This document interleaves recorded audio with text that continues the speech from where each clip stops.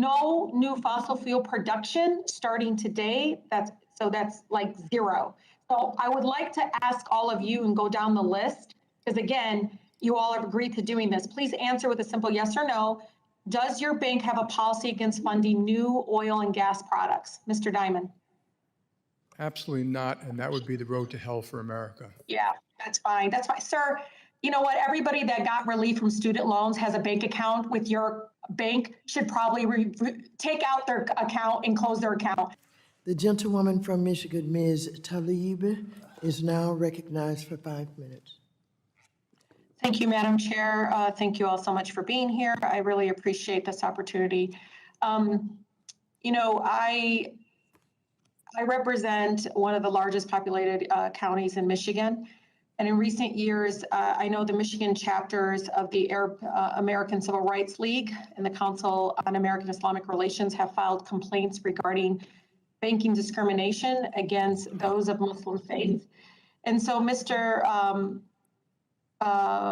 Monahan, in May, you might know that there is a class action lawsuit that was filed alleging that Bank of America engaged in discriminatory banking practices by targeting, restricting, and closing accounts of people of Muslim faith. Are you aware of that? No, I'm not, ma'am.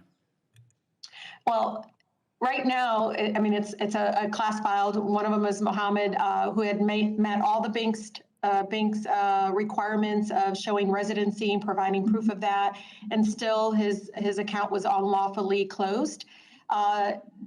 How does your bank, though, ensure that the bank's customer identification program complies with AML regulations without freezing out whole classes of consumers from access to banking services to support their families and their businesses? What steps have you all taken in that regard? And it sounds like you don't even know about the class action suit. You don't care?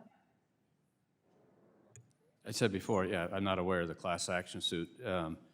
We have a deep history of banking all Americans, and another 1 million Americans will open accounts with us this quarter. And so I think we've got a strong track record across all ethnicities and all people. So if you have a specific issue, sir, you should be very concerned. Mr. Manahan, you should really be concerned about this, because again, you can see that there's a pattern that specific groups from their certain background or ethnicities or faith.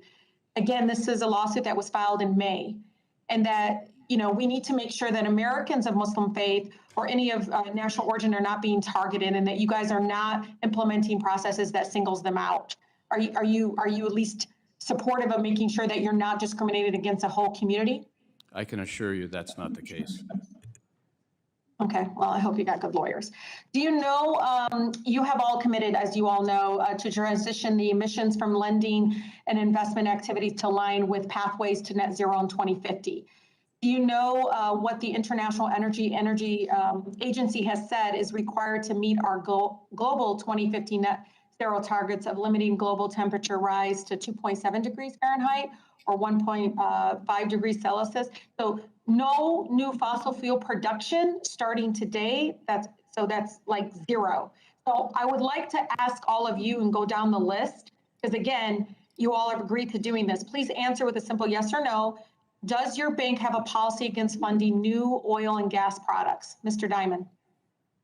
Absolutely not, and that would be the road to hell for America. Yeah, that's fine. That's fine. Sir, you know what? Everybody that got relief from student loans has a bank account with your bank should probably take out their account and close their account. The fact that you're not even there to help relieve many of the folks that are in debt, extreme debt because of student loan debt, and you're out there criticizing it. Ms. Frazier, how about you? We will continue to invest in and support clients who are investing in fossil fuels and in helping them transition to cleaner energies. And Mr. Monahan? We are helping our clients make a transition, and that means we're lending to both oil and gas companies and to new energy companies and helping monitor their course towards the standards you're talking about. Yeah, Mr. Scharf? Excuse me, the same thing as Mr. Moynihan said.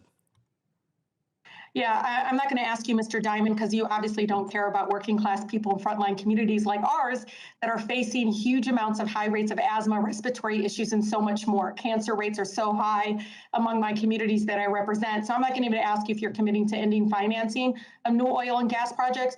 But Ms. Frazier, Mr. Monahan, Mr. Shea, we are living through a climate crisis today, and a commitment to net zero requires a commitment to ending fossil fuel financing. It is important because I want you all to know at the end, we're going to pay the cost of the public health impact. These are people that you're supposed to be serving, the folks that you're supposed to be providing and supporting in communities. Anything else defies all logic and scientific evidence at our disposal. If your financial institutions aren't going to follow through on your own net zero commitments, then regulators, including the Federal Reserve and Congress, must step in and make them.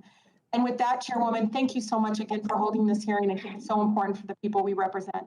I yield back.